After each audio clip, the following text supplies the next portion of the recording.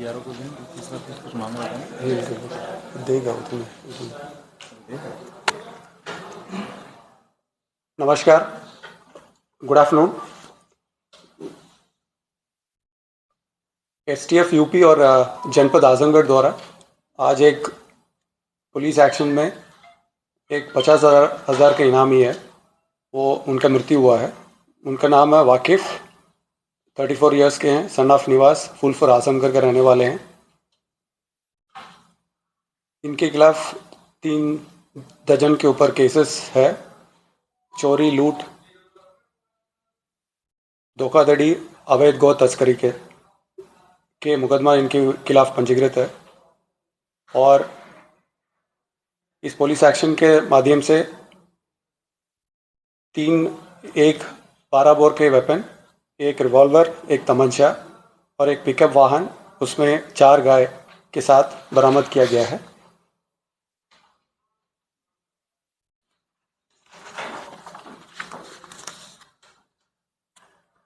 दूसरा वाला कार्य यूपी एटीएस द्वारा AQS अलकायदा इंडियन सब कॉन्टिनेंट का एक सक्रिय सदस्य बिलाल खान, निवासी ग्राम पापरी, जनपद सहारनपुर, इनके खिलाफ 15/9/2025 एटीएस द्वारा मुकदमा पंजीकृत किया गया था। इनको 4/11 से एटीएस ने पुलिस कस्टडी में लिया गया था और उनसे पूछताछ किया जा रही है। पूछताछ में कुछ उल्लेख की बात मैं अभी शेयर करना चाहूँगा। बिलाल द्वारा अपनी पाकिस्तानी AQS हैंडलर से उस ऑर्गेनाइजेशन में ज्वाइन करने के बयात संज्ञान पे आई थी। बिलाल द्वारा लगभग 4,000 पाकिस्तानी मोबाइल नंबरों से जुड़ा हुआ था और ये लगातार पाकिस्तानी AQS हैंडलर्स से संपर्क में था और उनके माध्यम से AQS की गतिविधि अंजाम देने के लिए निर्देशित प्राप्त हो रही थी। Bilal Khan, Osama bin Laden, अल जवरी, असीम उमर संबली और जैश ई मोहम्मद चीफ मौलाना मसूद अजहर के अपने आदर्श मानता था और उनके भाषण को मोटिवेट होकर उसको प्रसारित करता था। इसने एक अलग चैनल बनाया रखा था, उसी पे AQS इंस्पायर्ड ऑडियोज़, वीडियोज़ को शेयर करता था और लोगों को रिक्रूट करने का प्रयास कर रहा था।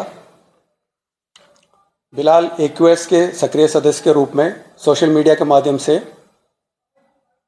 ये कितना भी भारत सरकार को गिराने के एंटी कॉन्स्टिट्यूशनल मेथड्स, वायलेंट जिहाद को प्रोपेगेट करता था और ये चाहता था दैट थ्रू वायलेंट जिहाद एक एस्टैब्लिश गवर्नमेंट को ओवरथ्रो करने का ट्रेनिंग वीडियोस बनाकर लोगों से शेयर करता था।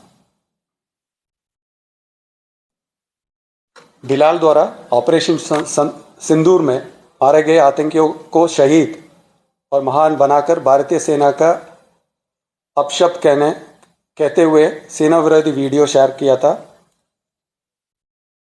बिलाल पाकिस्तानी सेना का समर्थन से कश्मीर को भारत से आज़ाद करने वाले चैट्स भी मोबाइल से मिली थी। अभियुक्त बिलाल और अन्य साथियों की गतिविधि और सहयोग के बारे में पूछताछ जारी है।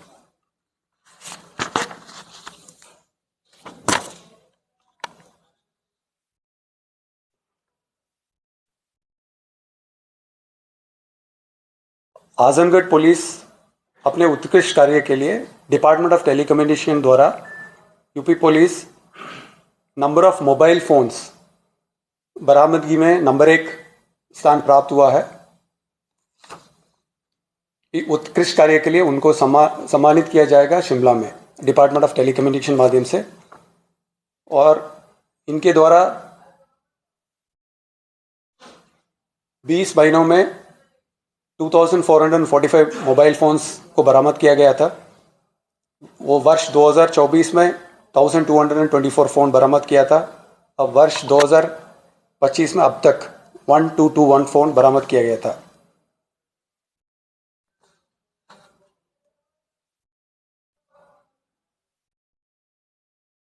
ये एक DOT का पोर्टल था, उसमें cer.gov.in पर ये कितना भी फ़ोन मोबाइल चोरी होती है उसका IMEI नंबर्स को डालते थे और उसके बाद उसका लोकेशन डायरेक्टली डिस्ट्रिक्ट को मिल जाती थी और उसके हेल्प लेते हुए ये सराहनीय कार्य आजमगढ़ पुलिस द्वारा किया गई थी और उस पर DOT यूपी पुलिस इसमें यूपी पुलिस को सम्मानित करने के लिए आजमगढ़ पुलिस को नंबर 1 इंडिया में नंबर 1 घोषित कर इनको आगे वाला कार्यक्रम शिमला में होने वाले हैं वो DOT द्वारा सम्मानित किया जाएगा।